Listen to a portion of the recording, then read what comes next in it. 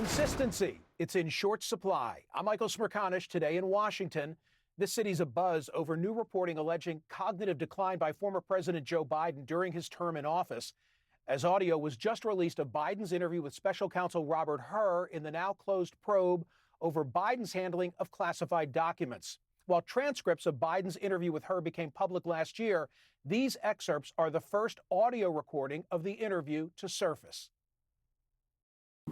Trump gets elected in November of 2017? 2016. All right. So, why do I have 2017 here? That's when you left office, in January of 2017. Okay. But that's when Trump gets sworn in. Right. January. Right. Correct. Okay. Yeah. Correct. The audio comes as questions about Biden's physical and mental capabilities have returned to the spotlight. A forthcoming book, Original Sin, President Biden's Decline, Its Cover-Up, and His Disastrous Choice to Run Again by CNN's Jake Tapper and Axios' Alex Thompson, detail signs of Biden's decline while in office.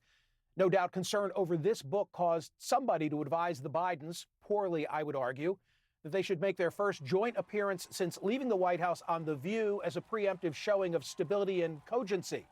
But it backfired when the former president was asked about reports of his decline. He didn't address the question directly, trailed off after about 60 seconds, leaving the former first lady to have to jump in. You know, one of the things that and Alyssa, one of the things I think is that the people who wrote those books were not in the White House with us. If anything, the appearance whetted the appetite for Tuesday's release of Original Sin. Meanwhile, the press has not been Biden its time. The book has already been widely reported upon and reviewed. The New York Times calls it a damning portrait of an enfeebled Biden protected by his inner circle. The Washington Post, equally harsh. From their review, the result of more than 200 interviews, the book is a damning account of an elderly, egotistical president shielded from reality by a slavish coterie of loyalists and family members united by a shared, seemingly ironclad sense of denial and a determination to smear anyone who dared to question the president's fitness for office as a threat to the republic covertly working on behalf of Trump. For years, they denied the president had any issues and kept him away from a public that had long since concluded that he was too old for the job. It worked for an astonishingly long time until, very suddenly, it didn't. Original Sin is the sort of book, one of those scandalous stories that causes those with advanced copies to list the most salacious findings. And an excerpt was published in The New Yorker. The focus there was on reporting that Biden didn't recognize George Clooney at that big LA fundraiser in June of 2024, not long after the president stepped off an airplane, apparently exhausted after an overseas trip. Embarrassing, perhaps, but hardly a capital offense. It's not like it happened at the Oscars. I get it. Frail and forgetful, for sure. How many in their 80s aren't? Another advanced tidbit. There was discussion about offering the president a wheelchair after the election, of course. But in truth, I have to say, nothing reported out of the book so far, I'm still waiting for my copy to arrive, is surprising to me. And perhaps anybody else with a television set who watched the Biden presidency and the 2024 campaign unfold. What I've not heard reported, that the president couldn't carry out his duties, that there was some major faux pas attributable to his frailties. If such an incident had occurred, I'm sure by now it'd be reported amidst all the tell-all books. To that end, a Biden spokesperson in a statement to Axios said this: "We are still waiting for someone, anyone, to point out where Joe Biden had to make a presidential decision or make a presidential address where he was unable to do his job because of mental decline. In fact, the evidence points to the opposite. He was a very effective president." Still, the public is right to question why so much reporting came after Biden's withdrawal from the race and how so many prominent Democrats could have assured us all the while that everything was just fine with the president. As today's New York Times story points out, many are seeking atonement. The failure of the media to cover President Biden's diminished capacity, that inflamed Republicans who could see it for themselves. And that, in combination with the 4 prosecutions of Donald Trump, some valid, some not, and the constant condescension with which his supporters were treated, that was the greatest get out the vote effort the GOP could have asked for. Remember, according to polling data, even Democrats believed that Biden was getting too old to run again.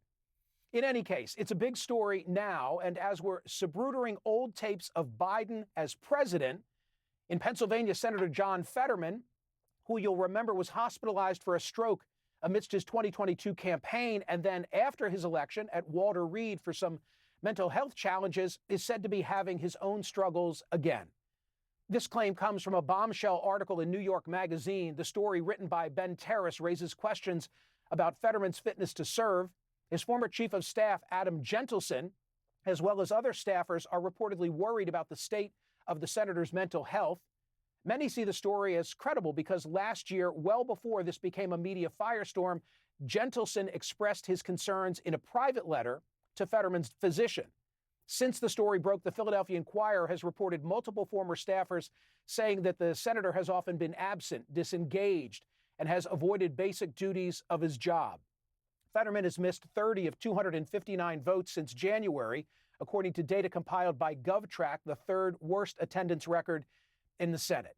So just as the Democratic Party and media are now looking back at how they dealt with President Biden, some are thinking they might have to look forward with regard to how to deal with Senator Fetterman. It should be noted that Senator Fetterman has pushed back hard. He denies that anything was amiss and calls the article that I referenced a hit piece. He says he feels like his, quote, best version of himself and that he's following doctors' guidance. He also notes that his staff turnover was typical and believes former staffers hold a, quote unquote, bizarre grudge against him. Our program has reached out to both Senator Fetterman and his former chief of staff, Adam Gentleson. They've declined to speak with us.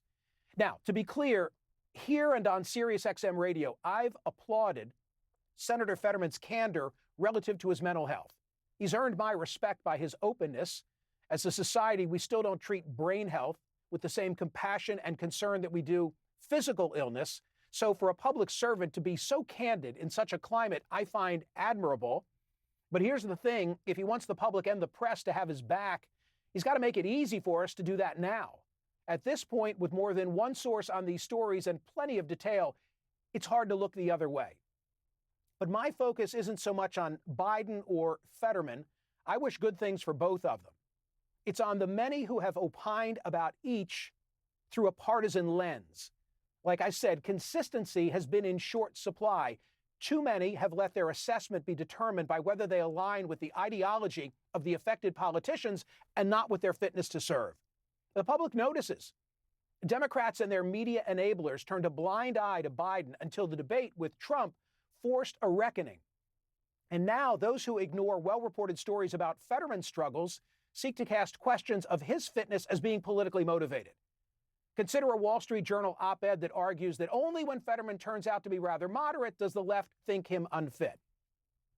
Last year, Stephen Adler, the director of the Ethics and Journalism Initiative at NYU, wrote under the headline, "Was it unethical not to cover Biden's apparent decline?" And he did this.